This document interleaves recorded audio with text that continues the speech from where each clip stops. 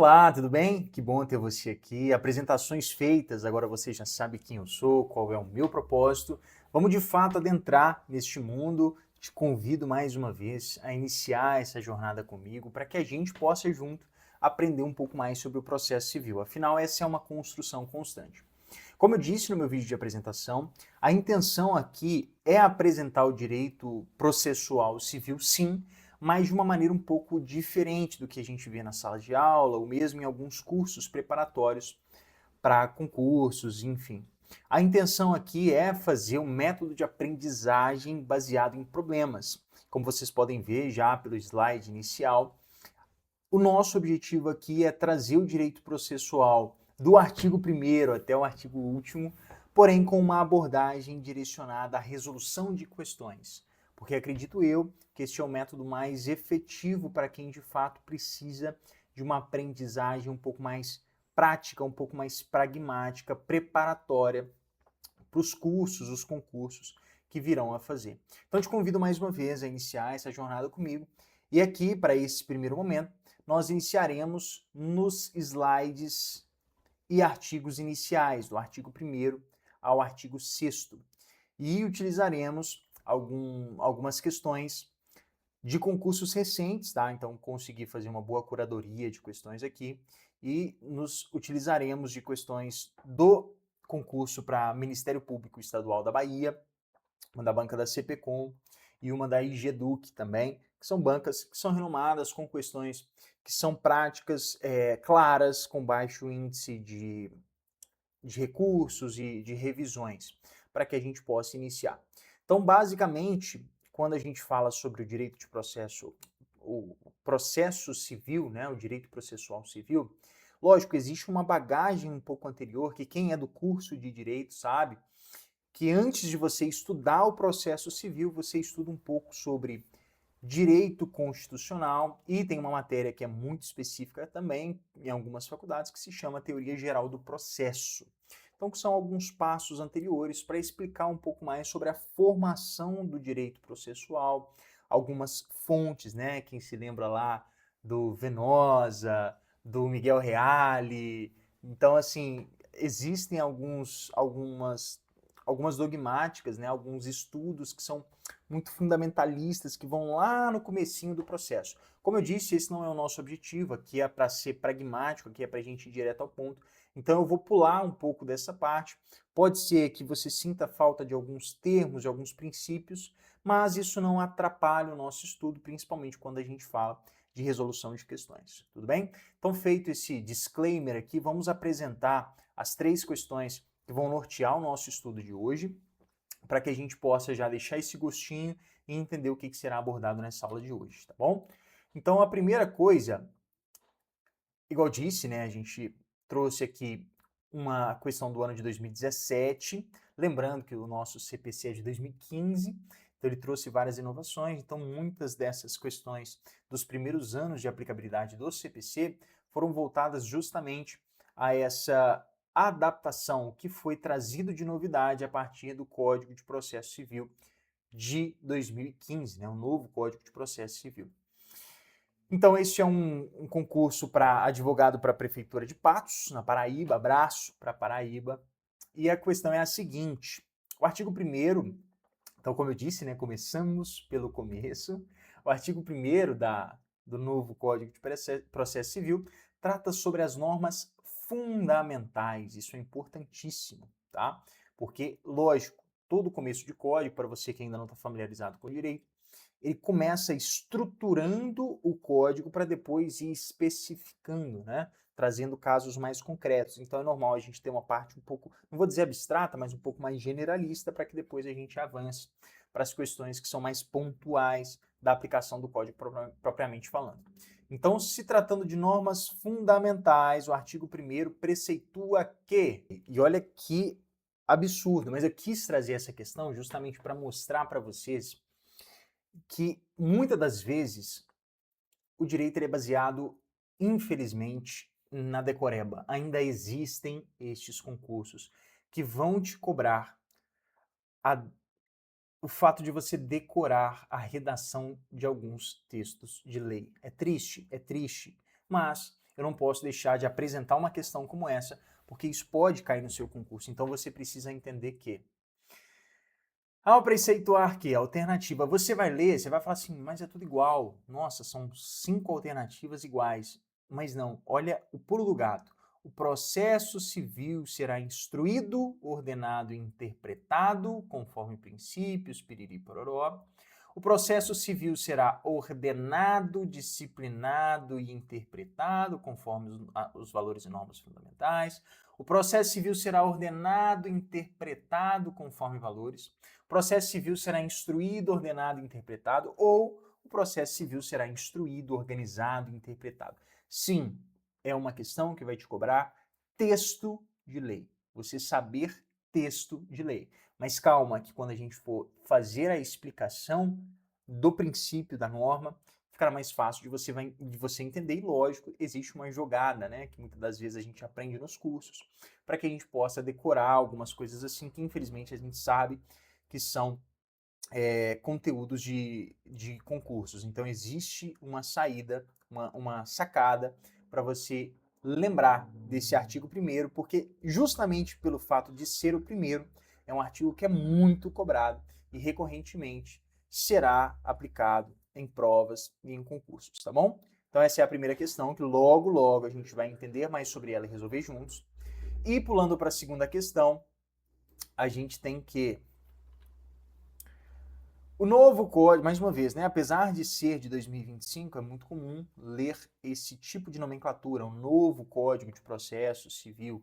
Dificilmente haverá alguma questão cobrando o antigo Código de Processo Civil, até porque isso seria um absurdo. Mas existem questões em que é cobrada a diferença entre os dois códigos. Então, por isso é muito importante a gente lembrar dessa nomenclatura, né, o novo Código de Processo Civil. Mas enfim, o novo Código de Processo Civil dedica a parte inaugural à apresentação das normas fundamentais. Mais uma vez, esse é o cerne da nossa aula e é o que a gente vai falar nessas 3 questões e é o que será abordado basicamente nesse primeiro vídeo, tá bom? Tendo status de princípios e observância obrigatória, e neste contexto, relacione corretamente os dispositivos.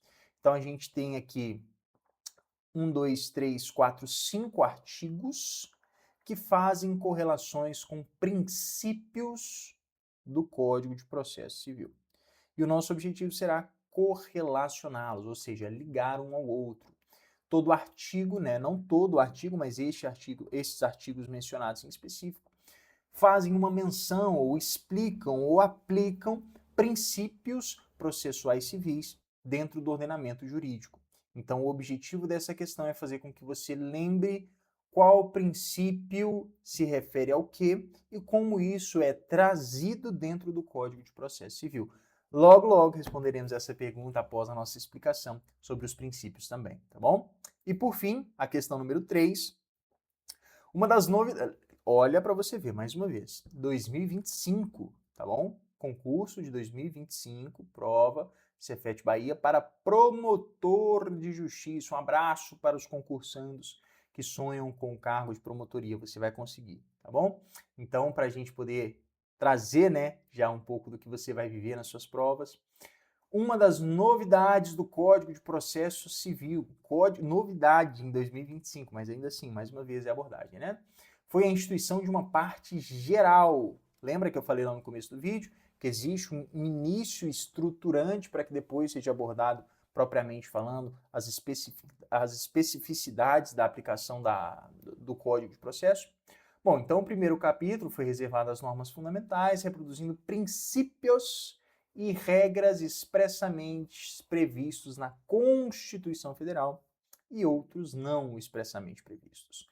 Sobre as normas fundamentais do processo civil, e aí mais uma vez é uma questão que vai te cobrar normas e princípios do processo civil. Por isso é tão importante essa aula inaugural, porque primeiro, né, é o que sustenta o Código de Processo Civil, é o que eventualmente vai te dar a fundamentação para responder questões um pouco mais complexas,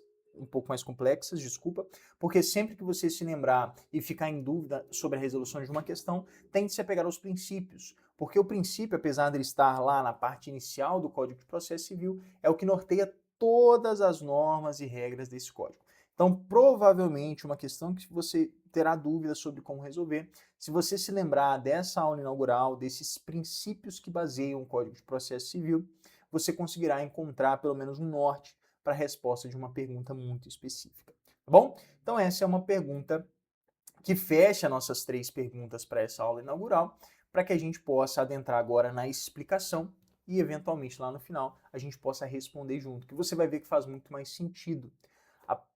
Como eu disse, né, o objetivo dessa aula é uma aula com aprendizagem baseada em problemas, então por isso eu trago as questões, para já dar esse gostinho de quero mais, para que você fique com a gente até o final e entenda que existe uma resolução para essas questões. Mas primeiro a gente traz a questão, vamos nos aprofundar no estudo para que você entenda conceitualmente, um pouco mais profundamente, o que são, o que norteia a resposta dessas questões e o que dá sentido à resposta que a gente eventualmente vai marcar aqui ao final.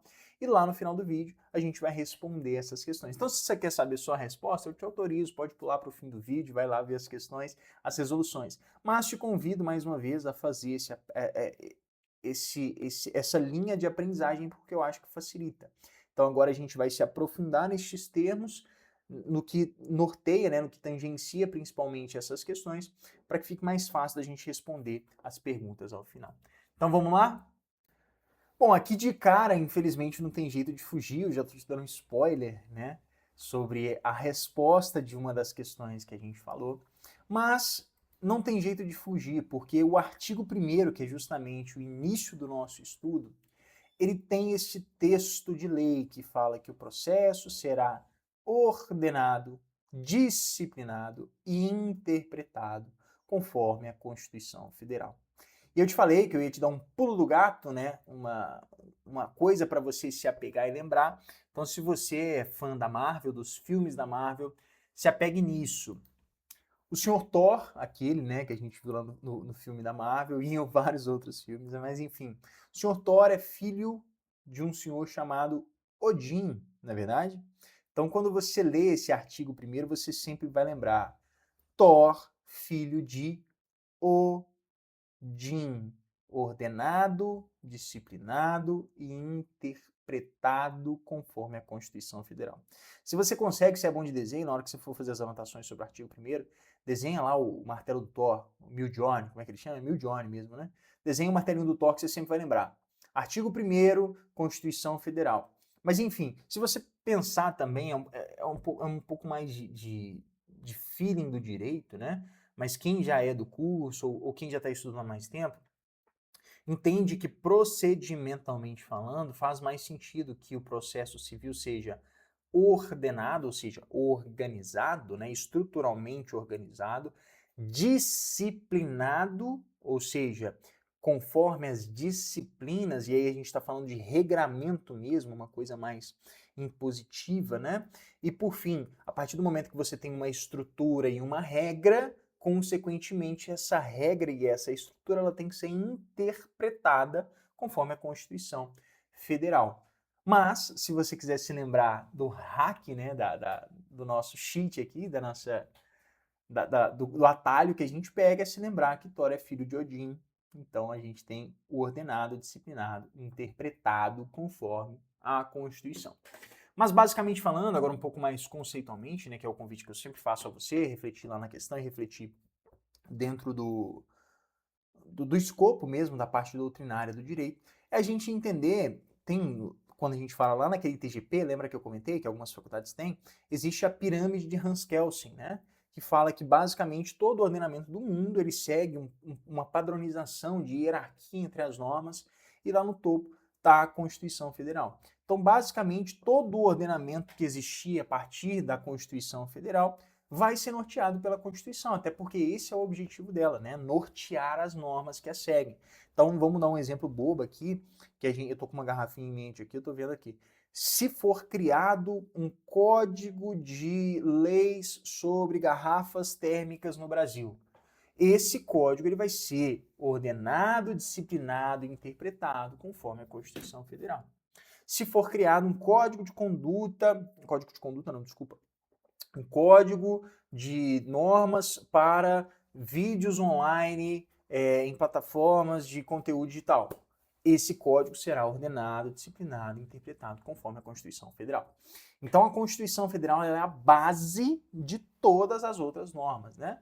Para que, eventualmente, todas as outras normas entendam que elas têm de seguir. E até por isso, fugindo um pouco do tema, mas para fazer mais sentido na explicação, quando algum código, né, quando alguma norma de algum código, ela fere a Constituição, o STF, enquanto guardião da Constituição, pode ser acionado para revisar essa norma e, eventualmente, declará-la como inconstitucional, tá bom? Então, outro ponto aqui que está dentro do slide, né, que faz sentido a gente trazer, é que o Código de Processo Civil, né, o novo Código de Processo Civil, vamos usar essa terminologia, já que as questões também estão fazendo questão, ele traz esse artigo 1º, né, com essa terminologia para garantir a eficácia imediata dos direitos fundamentais. Porque, infelizmente, como eu disse para vocês, os códigos sim são regidos pela Constituição Federal, mas muitos códigos são omissos e não trazem essa normatização, não trazem esse texto de lei dizendo que eles são ordenados, disciplinados e interpretados pela Constituição Federal, conforme a Constituição Federal. Aí você vai falar para mim assim, nossa, mas isso é óbvio, todo código que você está dizendo para mim tem que ser interpretado. Sim, mas infelizmente o nosso sistema judiciário, muitas das vezes ele se escora justamente na omissão da lei. Então, quando a lei ela não traz esse direcionamento, é o caminho que as pessoas encontram para poder fraudar, muitas das vezes, né? Não só fraudar, mas forçar ali algum reconhecimento de direito, alguma exclusão de direito, justamente pela falta desse direcionamento. Então, essa falta pode ser vista como uma lacuna, né? E o Código de Processo Civil, o novo Código de Processo Civil, ele justamente evita isso, trazendo isso no seu artigo 1º, tá? Então, lembrem-se disso, eficácia imediata dos direitos fundamentais, tá bom? Aqui a gente pula para o artigo 3º, perdão, porque é igual eu disse, né? São mais de 1000 artigos no Código de Processo Civil, não faz sentido a gente ler texto de lei. Aqui o objetivo é preparar você para resolver questões. Então, por que eu não trouxe o artigo 2º? Por que eu não trouxe o artigo 4º? E aí, a intenção não é a gente ler todos os artigos do Código de Processo Civil, mas sim condensar esse conteúdo, condensar esse aprendizado naquilo que faz mais sentido. Então, uma das outras coisas, além do artigo 1º, que é muito cobrado também em questões, principalmente após a promulgação do novo Código de Processo Civil, é o artigo 3º, que é o sistema, conhecido também, né, como sistema multiportas.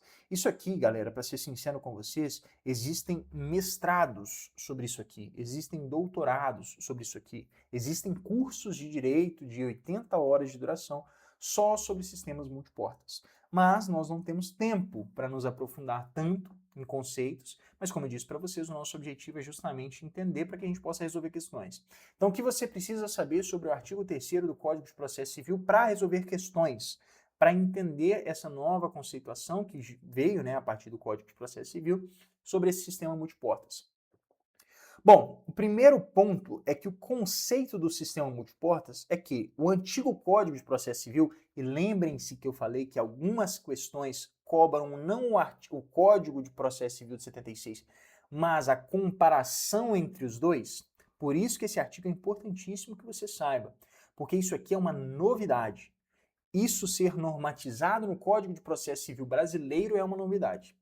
E o artigo 3º, ele preconiza justamente o seguinte: antigamente existia somente uma porta para você acessar, para se valer, buscar o seu direito. Qual era? Judiciário.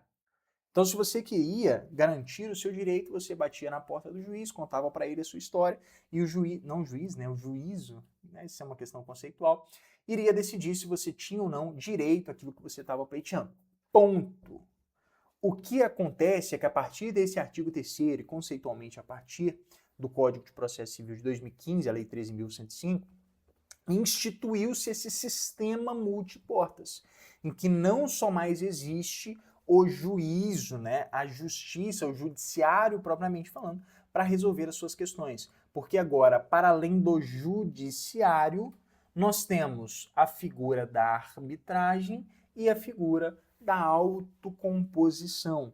Mais uma vez, galera, infelizmente nós não temos esse tempo para adentrar propriamente falando na arbitragem, mas faço convite para vocês. Existem vários canais excelentes no direito que falam sobre isso, existem câmaras de arbitragem que produzem conteúdos excelentes, tem a Camarb, tem a Brasil-Canadá, que tem excelentes conteúdos sobre arbitragem, para caso você queira se aprofundar propriamente falando nesse tema, mas basicamente é um terceiro que não é alguém para quem entregamos a jurisdição, ou seja, não é um juiz propriamente falando, é um terceiro, muitas das vezes com uma habilidade técnica, que os particulares convencionam que eventualmente sobre a égide de um contrato, né, ou seja, dentro de um contrato, caso exista algum conflito, esse contrato será submetido não ao judiciário, mas sim à arbitragem. Né? Então não existe a figura do juiz, mas existe a figura do árbitro, e esse árbitro decide pelo fato justamente de que as partes outorgaram a ele o poder de resolver questões envolvendo esse contrato. E o mais importante que você precisa saber, tirando a parte conceitual da arbitragem, né? A sentença arbitral tem força jurídica, ela é exequível, ou seja, a sentença proferida por um árbitro dentro da arbitragem, ela tem a mesma força da sentença exarada pelo juiz dentro de um processo judicial. Por isso que é multiportas, porque não existe mais só a porta do judiciário, agora você tem a porta também da arbitragem. E, para além, agora nós temos também uma porta chamada da autocomposição, que é basicamente a mediação e a conciliação. Estou sendo muito enxuto para entender, mas que você entenda o seguinte: autocomposição, o próprio nome, né, diz auto, entre as próprias partes, elas se compõem e decidem sobre o caso delas. Ou seja, eu não concedo mais ao juiz a prerrogativa de decidir sobre o meu caso. Eu, com a outra parte com quem litigo, né, ou com as outras partes com quem estou litigando, chegamos a um consenso. Essa é a grande palavra-chave aqui quando a gente fala sobre justiça, sistema multiportas e da autocomposição. O consenso. A gente chega a um termo e decide juntos. Então aí nascem os sejusques, né, que são Centros Judiciários de Conciliação, não lembro se é esse o termo propriamente falando, mas enfim, são órgãos dentro do próprio judiciário que fomentam essa conciliação para que as partes possam chegar a esse acordo, vamos dizer assim. E aqui mais que isso, né? Para que não seja somente uma coisa assim, estou convidando as partes a tentarem se compor. Não. O próprio parágrafo 3º do artigo 3º, ele diz, e ele traz nesse novo ordenamento jurídico, o dever de estímulo, ou seja, os juízes, os advogados, o Ministério Público, todas as partes envolvidas dentro de um processo judicial, ou mesmo de um litígio, ainda que ele não tenha virado um litígio, todas as partes têm o dever de estimular a autocomposição, justamente para desafogar um pouco o nosso sistema judiciário, que é sabidamente muito sobrecarregado, tá bom? Então, dentro desse primeiro bloco, né, o que é importante, relembrando, retomando, artigo 1º, topo da pirâmide, Constituição rege tudo, inclusive o Código de Processo Civil, tá bom? E Thor, filho de Odin, ordenado, disciplinado, interpretado, estrutura, normas e interpretação, ok? E do outro lado, a novidade trazida pelo novo Código de Processo Civil é justamente o sistema multiportas. Então, a possibilidade de eu não mais bater somente na porta do juiz, mas tendo outras portas nas quais eu posso bater. Tudo bem? Avançando, trazendo mais um pouco sobre a fundamentação teórica, aqui fiquei na frente, né? Mas aqui é eficácia e ética, tá? Não sei se ficou bom, mas trazendo esses dois termos aqui justamente para o Código de Processo Civil, que a gente tem que entender é o seguinte: nosso sistema, como eu disse um pouco antes aqui, é um sistema judiciário abarrotado, até hoje é, tá? Não posso mentir, falar que a partir da criação do novo Código de Processo Civil resolveu o problema, não. Mas já foi mais, né? Então o novo Código de Processo Civil, ele trouxe dentro do seu artigo 4º um ponto extremamente importante, que é a primazia do mérito. Por quê? quando a gente fala, mais uma vez, comparativamente falando, né? Quando a gente traz a comparação antes do novo Código de Processo Civil, o que existiam eram 1 milhão de recursos, 1 milhão de artigos, 1 milhão de vias, 1 milhão de audiências, 1 milhão de solicitações, de requerimentos, ou seja, existia um foco dentro do Código de Processo Civil que era muito processual. Tudo era dentro do processo. Eu só quero entender qual recurso que eu posso interpor, como que eu posso barrigar esse processo, como que eu posso atolar mais o sistema judiciário. E o novo Código de Processo Civil, através do seu artigo 4º, trouxe um ponto importantíssimo, que é a primazia do mérito. Independente do processo, eu quero, todos nós, né, que somos partes dentro do processo, se eu sou juiz, se eu sou advogado, se eu sou parte, se eu sou Ministério Público, o que me interessa? Por que eu bato a porta do judiciário? Não é porque eu gosto de passear no fórum, colocar uma roupa bonita, colocar uma gravata, não. É porque eu estou buscando uma resolução. Eu quero resolver um problema. Parece assim até óbvio, né, trazer isso, mas é importante falar sobre isso. Por quê? Quando a gente fala sobre primazia do mérito, eu trago dois desdobramentos a partir desse artigo, que é o direito, veja bem, o direito à duração razoável do processo. Então é muito comum quando a gente fala de direito, quando a gente fala de advogado, tem sempre aquele tio seu que fala assim: mas o meu processo está há 20 anos lá no fórum. Mas eu estou há não sei quanto tempo parado, esperando o juiz, né? Fala assim: tá concluso para a sentença. Meu Deus, isso é a treva de qualquer advogado, de qualquer parte, quando está concluso e fica lá na mesa do juiz durante séculos. O Código de Processo Civil instituiu que a duração razoável é um direito do jurisdicionado, ou seja, a partir do momento em que eu confio o meu processo, confio a resolução do meu problema ao Estado, né, vamos falar assim, eu tenho direito a ter uma duração razoável, porque muitas das vezes o que a gente via? A pessoa entrava, juizava uma ação, e infelizmente, às vezes ela até morria. Fato, morria antes de receber a resolução daquele processo. Então, instituiu-se o direito à duração razoável, né? Mas isso aqui confesso para vocês que ainda assim é um mito que a gente precisa trabalhar, tá? O que é duração razoável? É um conceito muito abrangente, né? A gente fala duração razoável, porque infelizmente a gente ainda vê processos parados, juízes sentados em cima de processos não sentenciando, ficando lá 2, 3, 4, 5 meses conclusos para a sentença e o juiz infelizmente não tendo. Mas esse artigo 4º abriu a possibilidade do jurisdicionado bater na porta e falar assim: ô juiz, cara, você está descumprindo um princípio básico do processo civil, que é a duração razoável do meu processo. Então eu posso peticionar nos autos, lógico, aí tem uma questão muito mais prática, né, que eu, enquanto advogado, não posso mentir para vocês, que infelizmente não tem efetividade, mas eu tenho esse direito a uma duração razoável do processo. E, aliado a isso, foco na atividade satisfativa. Isso que é importante. Quando a gente fala da interposição de recursos, hoje, né, um termo muito comum é o recurso protelatório. O que é isso? Eu perdi meu processo, já está perdido, né? Só que para delongar, para atrasar o cumprimento daquela sentença, eu vou lá e fico barrigando esse processo até ver quando vira, né? E aí eu fico interpondo esses recursos, não focando na atividade satisfativa, né? Então aqui eu enrolo o máximo possível para poder não ter a resolução. Hoje, o novo Código de Processo Civil, através do artigo 4º, institui também esse foco na atividade satisfativa. Inclusive, meu tema de TCC foi justamente aquele sistema multiportas como ferramenta para o acesso à duração, à duração razoável e satisfativa da resolução do mérito. Tá? Então lembrem-se sempre que este novo Código de Processo Civil instituiu esses dois pontos justamente para tentar combater a morosidade e a falta de foco, né? O excesso de procedimentos que barrigam, que atrasam a resolução satisfativa do mérito. Tá bom? E um outro ponto também que é extremamente importante e é cobrado recorrentemente em concursos é a tal da boa-fé objetiva.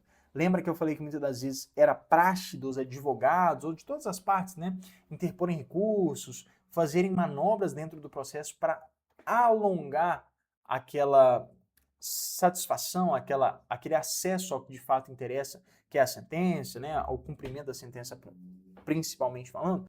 Então, por isso que foi trazido esse artigo 5º instituindo esse princípio da boa-fé objetiva, que é o quê? A partir do momento em que consolida-se esse processo judicial, ou mesmo essa contenda, não fala só sobre o processo no judiciário, mas também dentro daqueles métodos, daquele sistema multiportas, todos que são parte dentro da resolução dessa lide têm o dever ético de conduzir o processo com boa fé.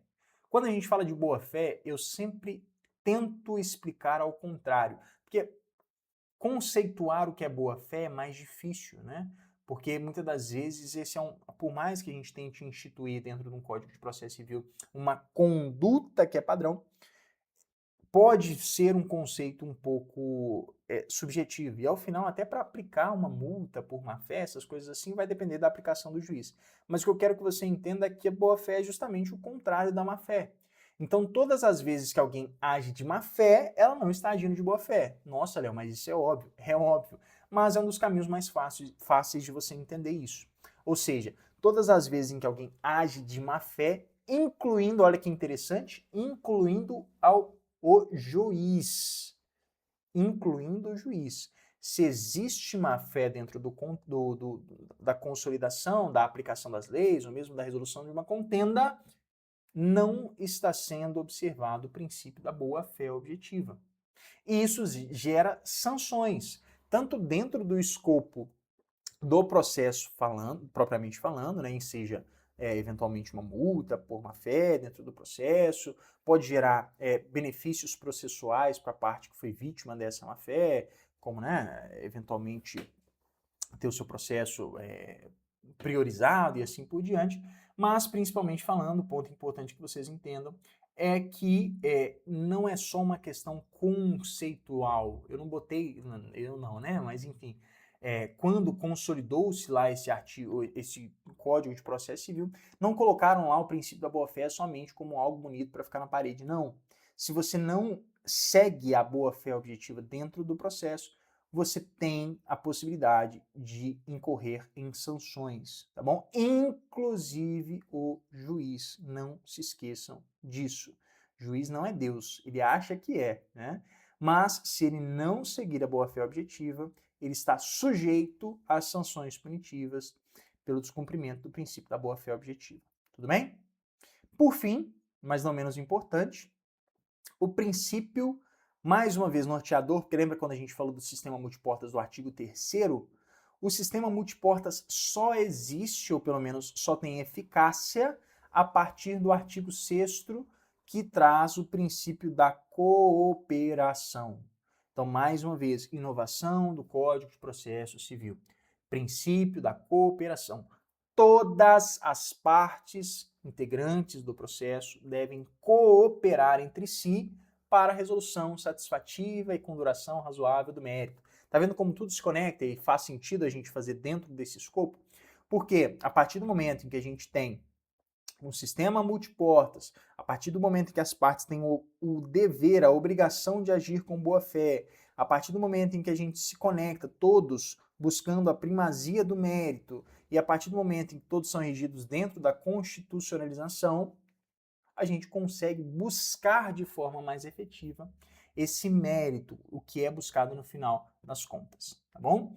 Então, quando a gente fala do princípio da cooperação, é justamente para superar o modelo adversarial, a contenda, a briga. Se vocês repararem, tudo que a gente falou de norma fundamental do Código de Processo Civil é justamente para evitar os choques, né? Um sistema que é muito mais compositivo, que é muito mais focado em resolver problemas do que brigar no final das contas, tá bom? E a partir desse artigo 6º, do princípio da cooperação, que é justamente para que todas as partes cooperem, nasce um ponto importantíssimo que é extremamente cobrado em concursos, que são os deveres do juiz ligados ao princípio da cooperação. Porque a partir do momento em que todas as partes devem cooperar, todas as partes incluem também o juiz. Se eu tenho um juiz que infelizmente é rusguento, que está sentado em cima do meu processo, que não traz resolução efetiva, que não está buscando resolver o problema, mas está lá só protelando, está só atrapalhando a resolução satisfativa, ele não está cooperando com o meu processo, tá bom? E quais são esses 3 deveres do juiz?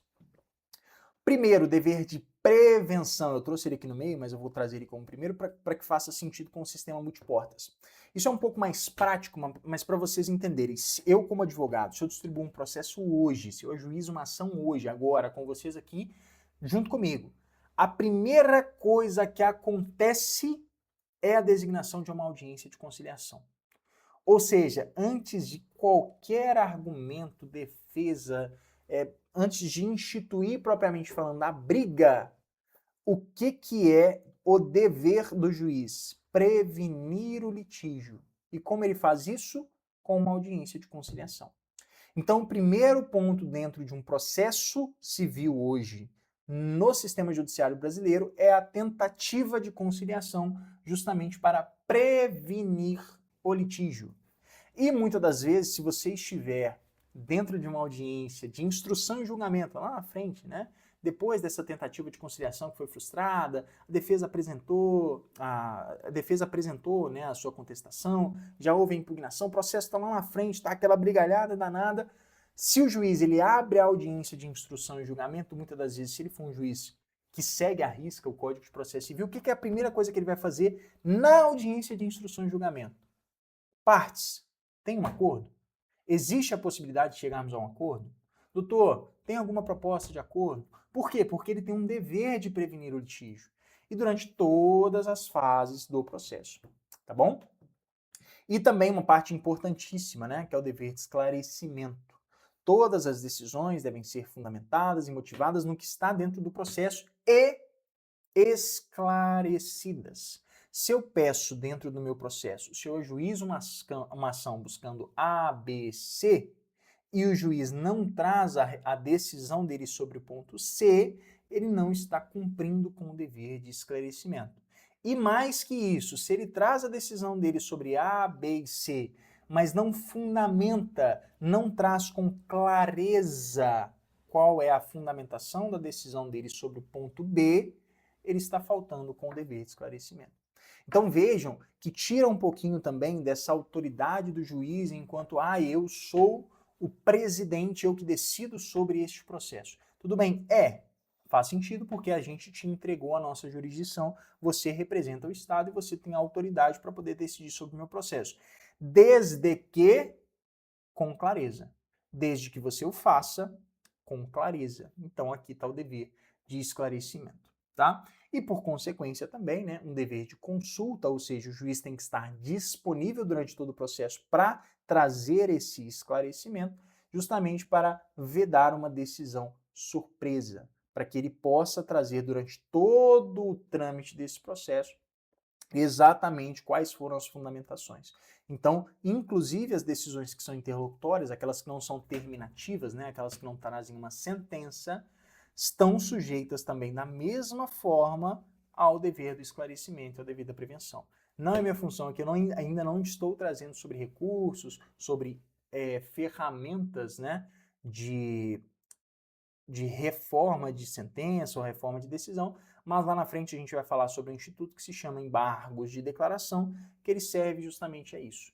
Se eu acho que uma decisão em qualquer fase do processo falta com clareza, ou ela é omissa, ou ela é contraditória, eu posso justamente trazer este instituto dos embargos de declaração para cobrar do juiz que ele exerça esse dever de esclarecimento e que ele seja consultado e eventualmente apresente a fundamentação ou mesmo trate aquela omissão que ele apresentou eventualmente nessa decisão dele.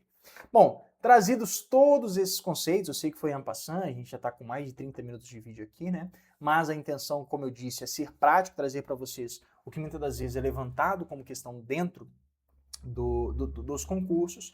Basicamente são esses o que você precisa saber do artigo 1º ao artigo 6º para resolver questões que muitas das vezes tratam sobre normas fundamentais. Retomando, constitucionalização, estou sob o guarda-chuva da Constituição. ODIN, o processo civil será ordenado, disciplinado e interpretado conforme a Constituição Federal.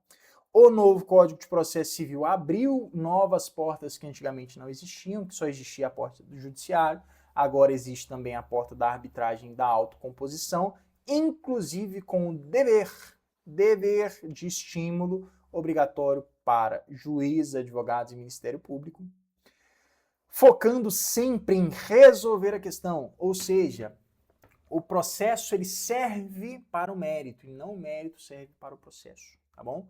O processo ele não existe por si só. O processo civil ele existe para que o direito seja concedido à parte, concedido ou negado, né? Enfim, mas existe para apresentar uma resolução daquele problema para as partes que têm interesse nela. E, principalmente, garantindo que todos dentro do processo ajam com boa fé, ou seja, não ajam para atrasar ou não ajam para impedir a resolução do mérito, mas todos trabalhem em união para o mesmo sentido.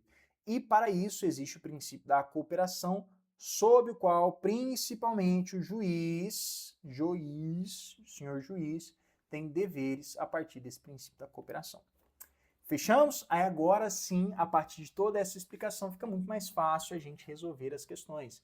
Porque quando a gente lá naquele primeiro artigo, né, lembra que Thor é filho de Odin, o nosso processo civil será ordenado, disciplinado e interpretado conforme os valores e normas fundamentais. Porque primeiro eu faço a estrutura, depois as normas, as regras e depois a interpretação. Pensa até mesmo na casa, né? Vamos falar sobre a casa aqui, que eu acho que é uma analogia legal. Primeiro eu faço a fundação, a estrutura, depois eu dito o que fica em cada lugar, né? O quarto vai ficar ali, a cama vai ficar aqui e tudo mais. E aquele arquiteto ou engenheiro, a partir daquele projeto, ele interpreta o que fica melhor, cores, paletas, móveis e tudo mais. Então essa casa ela precisa estar estruturada, com as regras muito bem montadas, o que vai estar em cada lugar, para que eventualmente aquele arquiteto, quando ele vai interpretar o que é a cor melhor, os móveis mais agradáveis, ele saiba justamente o que fazer. Mas se você não quiser decorar tudo isso e quiser esse hack, né, essa chamadinha, você pode se lembrar que Thor é filho de Odin. Então, Odin é ordenado, disciplinado e interpretado conforme os valores e normas fundamentais. Desenha lá o martelo do Thor, igual eu falei aqui, tá bom? Para você se lembrar dessa questão. Aqui, na questão, né, da Bahia, para advogado da Bahia, que são as questões das conexões entre os princípios e os artigos de lei. Então, a gente já tem um spoiler aqui, né, que a coluna 3 do artigo 6º, todos os sujeitos do processo devem cooperar entre si para que se obtenha em tempo razoável decisão de mérito justa e efetiva. Tem uma palavrinha aqui que nos ajuda muito, que é justamente a questão da cooperar. Então a gente está falando, logicamente, do princípio da cooperação, não é isso? Vamos para outra aqui. Não se excluirá da apreciação jurisdicional ameaça e lesão de direito. Quando a gente fala da inafastabilidade, muitas das questões normativas fundamentais também estão ligadas à sua interpretação de texto, eu não posso negar, tá? A gente faz esse estudo conceitual e tudo mais, mas muito dessas questões envolvendo normativa você consegue resolver justamente interpretando o texto. Porque se não se excluirá, logicamente você não pode afastar, né? Não excluir e afastar é praticamente a mesma coisa. Então, não se excluirá da apreciação jurisdicional, ameaça ou lesão de direito, é o princípio da inafastabilidade do Poder Judiciário. No artigo 4º, a gente também falou um pouquinho sobre ele, né? Tá aqui, ó. Não sei se vocês lembram, ó, primazia do mérito, né? Tá até aqui com spoiler já, mas só para você se lembrar que a gente tratou sobre isso aqui. As partes têm o direito de obter em prazo razoável a solução integral do mérito, incluindo a atividade satisfativa, tá? Só essa questão da atividade satisfativa, que teve bom a gente ler o texto da lei aqui, que eu não lembrei de falar quando a gente estava lá no slide. Mas o que é a atividade satisfativa? Não adianta também eu ter uma sentença que não é exequível, né? Que eu não possa cumprir essa sentença. É aquela que a gente brinca muito aqui na atuação do advogado, que é ganhar, mas não levar. Não faz sentido. Se eu tenho uma sentença que efetivamente eu não consigo, né, executá-la, ou seja, trazer aquela resolução, ainda que seja, né, um pagamento de um valor, vou dar esse exemplo que é mais fácil. Eu consigo uma sentença falando que fulano deve a Beltrano 100 mil reais, Mas se fulano não receber esses 100 mil reais, seja porque Beltrano fugiu, seja porque ele evadiu com seu patrimônio, né, sumiu com seu patrimônio, não conseguir a atividade satisfativa. Mas só um adendo, né? Então, até mesmo o processo de conhecimento, até mesmo esse processo que busca essa condenação, ele tem que focar a atividade satisfativa. Mas, enfim, as partes têm o direito de obter em prazo razoável, tudo mais. Aí está aqui o próprio princípio, né? O nome do princípio ele é muito focado até no próprio conceito do processo. Então, o princípio da razoável duração do processo. Para além, a gente já matou esses 3 aqui, né? Normalmente, quando você mata esses 3 aqui, você já mata praticamente a questão, porque aqui a gente está falando de 3 na primeira alternativa. Aqui eu não trouxe as alternativas, né, propriamente falando, porque senão ia ficar gigante, não ia caber no slide, mas normalmente quando você mata 3 aqui, você já resolve a sua questão, porque os outros 2 espaços em branco ali serão automaticamente preenchidos. Mas vamos até o final da questão, porque eventualmente se cair um artigo desse em outra questão, você também vai saber responder. Aquele que de qualquer forma participa do processo deve se comportar de acordo com a boa-fé. Aí é muito fácil, né, galera? Mas está aqui para vocês o princípio da boa-fé processual. Todos os julgamentos dos órgãos do Poder Judiciário serão públicos e fundamentadas todas as decisões sob pena de nulidade. Então, a gente tem o princípio da motivação das decisões judiciais. E, por fim, para a gente matar aqui, você que está estudando para o seu processo, para o seu concurso, perdão, de promotor de justiça, está aqui, você já pode ir lá para a Bahia fazer o seu concurso, porque você já vai saber uma das questões que foram aplicadas neste ano de 2025, tá bom? Então, aqui, ó, sobre as normas fundamentais do processo civil, é correto afirmar que os princípios da cooperação, da lealdade e da boa-fé passaram a ser expressamente previstos no Código de Processo Civil. Contudo, como normas programáticas, não há uma sanção específica para sua ofensa. Lembra que a gente colocou lá que do artigo 77 ao artigo 80 existem sanções, porque senão seria somente um texto bonito, né? Uma lei para inglês ver, que seria lá um textinho bonito. Ah, você tem que agir com boa-fé, mas e se eu não agir? Problema. Então, o texto trouxe justamente as sanções para que seja aplicável, né, esse princípio da boa-fé, eventualmente falando. Opa, perdão. Então, logicamente, não é a alternativa A. O conceito moderno da justiça multiportas é a aceitação da existência de um sistema único, de um sistema de justiça que não se pauta exclusivamente no poder judiciário, não se pauta exclusivamente no poder judiciário, aceitando também a arbitragem, a mediação e os cartórios extrajudiciais como vetores de solução dos conflitos na forma da resolução. Tem uma resolução sobre isso aqui, mas como é norma esparsa, né, eu prefiro focar no Código de Processo Civil, que somente seu conhecimento do Código de Processo Civil já te dá um tchan aqui de saber que isso aqui pode ser uma alternativa correta. Vou colocar pode aqui porque a gente não leu todas, né? Só para não te confundir no final do dia. O princípio da inafastabilidade da apreciação judicial, de lesão ou ameaça do direito, norma da qual também deflui o princípio da acesso à justiça, está previsto no Código de Processo Civil de forma expressa e na Constituição de forma implícita, e atualmente tem sido ressignificado a partir do movimento que se chama Justiça Multiportas. Cuidado, aí já vai uma dica aqui de aplicabilidade, tá? De quando você for fazer a sua prova, propriamente falando. Cuidado com essas questões que trazem mais de um conceito e uma alternativa só. Porque não é que a primeira parte esteja correta, não esteja correta propriamente falando, né? Mas associar 2 princípios de forma tão intrínseca, falando que tem sido ressignificado a partir do que se chama justiça multiportas, será que esses 2 temas se conectam tão propriamente falando? Vamos pular, logo a gente vê a alternativa certa, tá? Vamos ler tudo primeiro. Sempre leia tudo primeiro, a não ser naquelas que sejam cruzadas, né? Que você vai ter a alternativa 1, 2, 3, 4, apenas 1, apenas 2. Muitas vezes você já consegue matar e economizar um tempinho.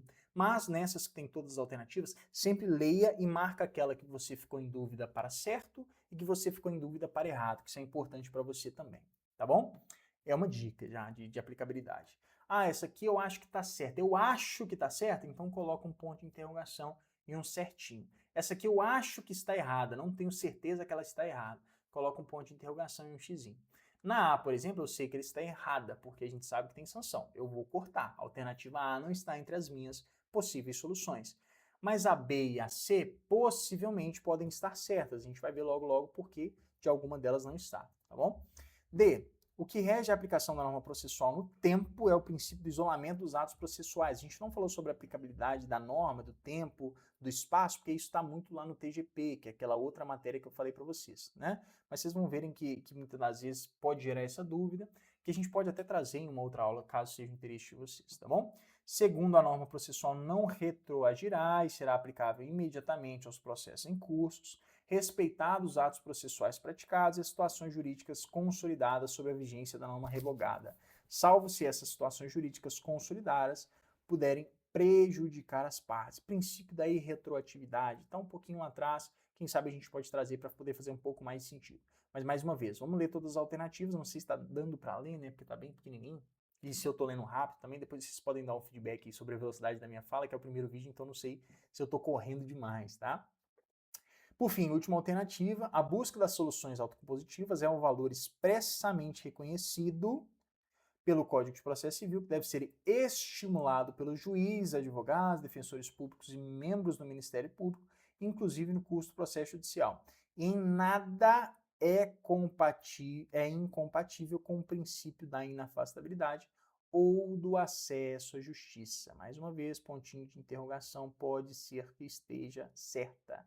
Essa é uma questão difícil, né, galera? A gente está falando de promotor de justiça, né? Ah, deixei o link aqui para vocês, depois eu vou colar, né, o material para vocês, mas todas são tiradas do Que Concursos, tá? Um abraço pro pessoal do Que Concursos aí, adoro lá o portal, acho muito fácil, muito interativo, então tiro todas as questões de lá. Tem aqui, inclusive, o número dela, caso você queira ver outros comentários também sobre elas, né? Mas, vamos lá. Falando sobre a resolução das questões propriamente, algumas já ficaram mais na cara, né? Mas vamos só trazer alguns pontos importantes aqui sobre aquela primeira questão, né? Que é a questão do artigo 1º, normas fundamentais do Odin, né? Que a gente falou. Então, logicamente, Odin, o processo será ordenado, disciplinado e interpretado. É uma literalidade. Então, infelizmente, eu quis trazer, porque alguns concursos ainda cobram letra de lei. Então, é importante você ter alguns macetes para decorar, ou se não, pensar na conceituação mesmo, que igual eu falei para vocês, aquela analogia da casa, né? Mas, enfim, letra B.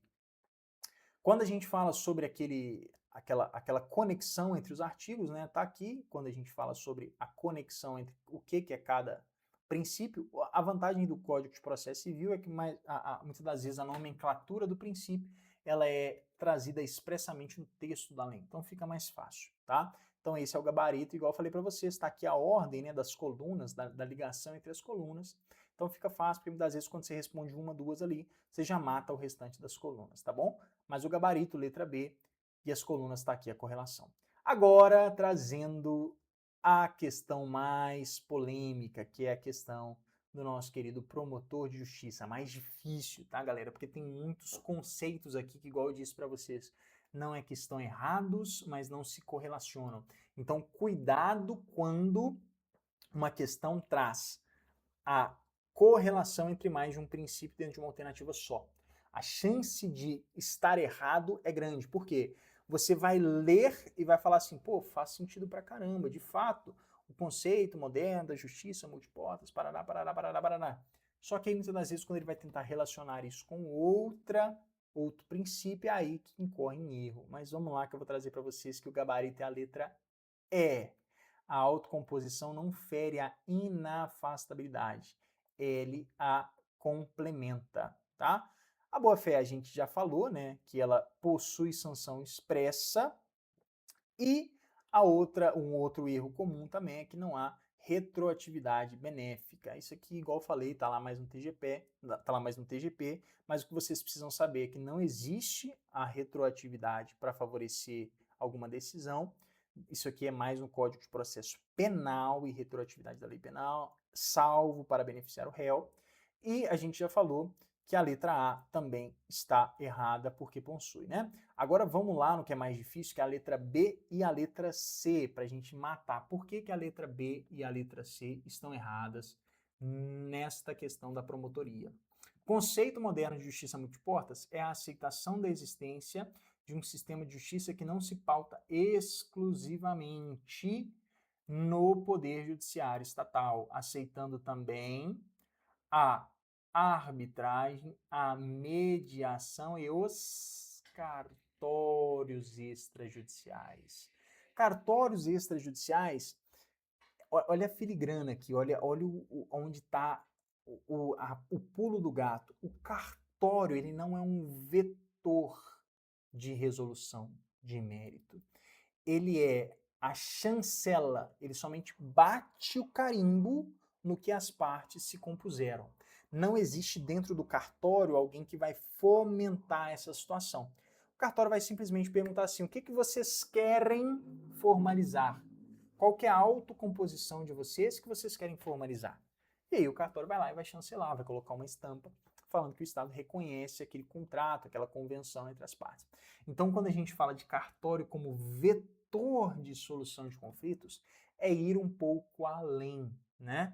Então, cuidado muitas das vezes com essas questões também que trazem esses múltiplos atores aqui dentro. Porque a gente viu lá no artigo 6º, né? Cadê? Peraí. No artigo 3º, na verdade, deixa eu ver se o artigo 3º está escrito expressamente aqui. Não está. Mas é só pensar nisso, na função do cartório. A função do cartório é bater um carimbo oficializando a decisão das partes. Então ele não é um vetor, mas ele é aquele que oficializa o que as partes escolheram e o que as partes compuseram, tá bom? E para finalizar, o princípio da inafastabilidade da apreciação, por que a letra C está errada, né? O princípio da inafastabilidade da apreciação judicial de lesão ou ameaça de direito, norma da qual também se deflui o princípio de acesso à justiça, está previsto no Código de Processo Civil de forma expressa e na Constituição de forma implícita, e atualmente tem sido ressignificado a partir do movimento que se tem chamado de justiça multiportas. É o que eu falei. Cuidado com alternativas que tentam aglutinar mais de um princípio, que isso pode trazer para você dúvidas sobre a resolução. Não é que até aqui esteja errado, né? Porque, de fato, quando a gente fala princípio da acesso à justiça, está na Constituição de forma implícita e tudo mais, mas o que você tem que entender é que, independentemente do sistema multiportas, o princípio da inafastabilidade, da apreciação judicial, da lesão, ameaça de direito, do qual também se deflui o princípio da acesso à justiça, estará lá. Falar que está sendo ressignificado é uma questão muito abstrata, é forçar muito a barra, vamos dizer assim, para ser prático com vocês. Então acaba que força muito a barra tentar fazer uma correlação entre esses dois princípios nesse sentido aqui de ressignificar o princípio da inafastabilidade da apreciação judicial, tá bom? Então, como eu disse, o nosso objetivo aqui é ser pragmático em relação à resolução de concursos, de questões de concursos, focando também na conceituação, que é importante para que você entenda a base da sua resposta, mas basicamente é isso, é entender que quando você tem uma questão que ela é complexa demais, cuidado com a alternativa que você vai escolher, porque você pode estar dando um tiro no pé, né? Porque muitas das vezes quando a gente coloca aqui a duvidazinha para certo e tem outra que tem uma duvidazinha para certo, ou seja, estou desconfiando que esteja certa, vá naquela que você tem mais certeza, porque isso aqui, essa correlação, ela é muito abstrata, tá bom? Então, essa é a resolução, lembrando, gabarito, letra E, tudo bem? Bom, galera, foi um pouco muito mais extenso, muito, né? Ficou ruim, mas foi um pouco extenso para além do que eu gostaria, mas eu acho que a gente conseguiu abordar todos os temas. É um tema que ele é pesado, quando a gente fala de normas fundamentais, princípios de código de processo, fica um pouco denso, mas espero ter conseguido trazer para vocês um pouco da perspectiva. Igual eu disse para vocês, o nosso objetivo é focar sim na resolução de questões de concurso, mas trazer um pouco de base para que você entenda que existe não só aqueles macetezinhos de alternativa, não existe só probabilidade, mas que você, independente da afinidade que você tenha com o curso de direito, você consegue entender um pouco desses conceitos que acabam sendo importantíssimos para que você faça uma resolução satisfativa, né? Trazendo um pouco dos conceitos que a gente aprendeu, uma resolução satisfativa das suas questões de concurso, tá bom? Muito obrigado por ter assistido até aqui. Deixa seu feedback, igual eu falei, é o primeiro vídeo que eu estou gravando, então não sei se eu falei muito rápido, muito devagar, se as letras ficaram grandes ou pequenas, mas é um prazer iniciar com vocês essa jornada e conto com vocês para que a gente possa estar juntos nos próximos vídeos, tá bom? Muito obrigado, um abraço e até a próxima.